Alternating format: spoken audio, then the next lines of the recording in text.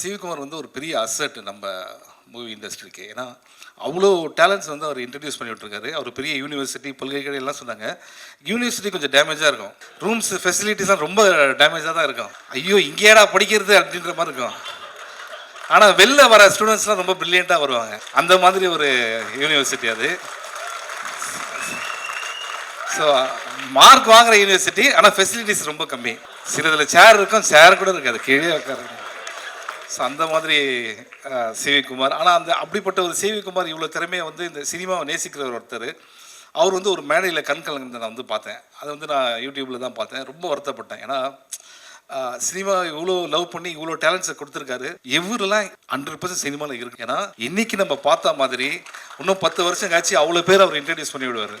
Love you brother fathers. புரியுதா உங்களுக்கு? இதெல்லாம் எதுக்கு சொல்ல தெரியுதுல்ல. அந்த செக்கு படம் முடிச்சவொடனே தரேன்னு சொல்லியிருக்காங்க.